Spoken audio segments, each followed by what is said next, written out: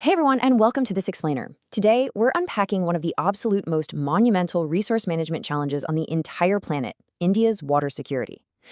Water scarcity isn't just some abstract environmental issue, it's a highly contested, incredibly multi-layered challenge that impacts daily life for communities, regions, and entire states. So by looking at the hard data, the regional distribution, and the massive national master plans, we're going to understand exactly how a nation of over a billion people manages its most vital resource. Okay, let's dive into this. Here is our roadmap for today. We'll start with the supply and demand math, move on to where the water actually goes, look at pollution and empty wells, explore how they're fixing the crisis, and finally wrap up with the national water master plans. All right, Section 1, the supply and demand math. To really understand India's water situation, we first have to look at some foundational numbers. 17%. Literally, 17% of the entire global population lives in India right now. Just hold that number in your head for a second. This incredibly massive demographic reality sets the stage for an almost unfathomable baseline demand for daily, life-sustaining resources. Now, what's really interesting about this slide is the stark contrast. Prepare yourself because despite holding 17% of the world's people, India possesses just 2.45% of the world's surface area, and, most crucially, a mere 4% of global water resources. This immense, gaping divide between population size and resource availability is the absolute core of India's water scarcity challenge. And when we visualize how that 4% actually plays out on the ground, it's basically like a giant funnel. At the very top, India receives roughly 4,000 cubic kilometers of water every year from precipitation. But available surface and replenishable groundwater drops down to 1,869 cubic kilometers. And here's the real kicker. Due to topographical and other constraints, only about 60% of that is actually usable. So that leaves a final usable water resource of just 1,122 cubic kilometers to sustain the entire nation. Which brings us to Section 2, where the water goes. Let's track exactly where those highly limited 1,122 cubic kilometers are being spent. So look at the sheer dominance of agriculture here. We're talking an overwhelming 89% of surface water, and actually it's 92% if we're looking at groundwater, going straight to farming. Why? Well, it's largely due to extremely unpredictable spatio-temporal variability. Basically, rainfall fluctuates wildly depending on the location and the time of year. Combine that with the legacy of the Green Revolution, where high-yielding varieties of crops require constant regular moisture, and irrigation becomes absolutely crucial. By comparison, domestic use is sitting at just 9%, and industry is at a mere 2% for surface water, though experts definitely expect those smaller slices to grow in the coming years. But here's the thing, water usage is not distributed evenly across the map, especially when we talk about groundwater. It's highly concentrated. States in the northwest, like Punjab, Haryana, and Rajasthan, along with Tamil Nadu down in the south, show incredibly high utilization rates. Meanwhile, states like Chhattisgarh, Odisha, and Kerala have much lower utilization. And this over-reliance in the high-use regions isn't just an agricultural quirk, it's leading directly to severe social and developmental problems in those specific states.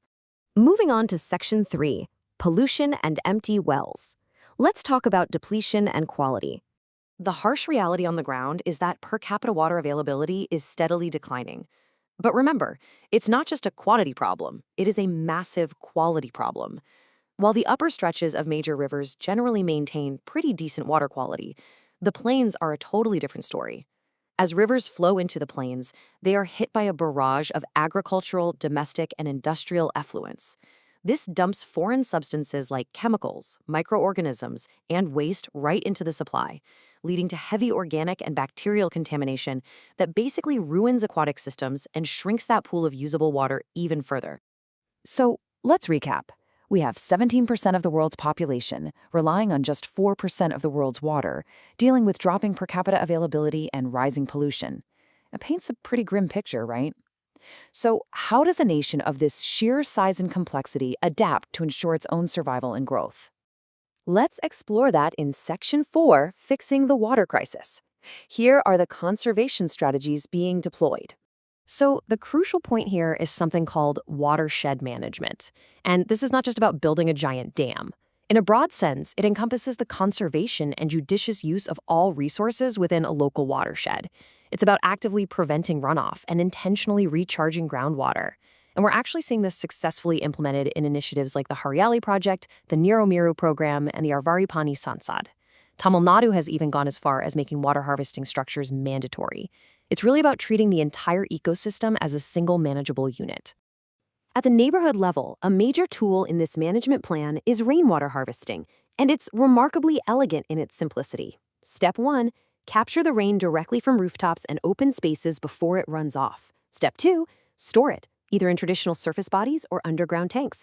Step 3, allow that stored water to recharge the local groundwater table. It's a fantastic, low-cost, eco-friendly technique that boosts water availability, reduces soil erosion and flooding, and literally saves energy that would otherwise be wasted pumping deep groundwater. There's also a massive, and I mean massive, untapped opportunity in the recycling and reuse of water. While it's currently pretty limited in its scale across India, the potential is enormous. Think about it. If industries shift to using reclaimed wastewater for things like cooling and firefighting, and domestic households redirect their wastewater for gardening, it drastically reduces the pressure on the primary freshwater supply. Changing these everyday industrial and domestic habits is a totally vital lever for improving overall availability. Finally, let's look at Section 5, National Water Master Plans. This is all about top-down security. Let's move to and see how this builds at the federal level. Over the last decade or so, federal policy has seriously evolved. Back in 2012, India established the National Water Policy to create a real framework for action. Then, a few years later, right around 2015 to 2016, we see the launch of two massive complementary initiatives, the Pradhan Mantri Krishi Sinchay Yojana, or PMKSY, and the Jal Kranti Abhiyan. Together, these form a massive legislative battle plan for nationwide water security.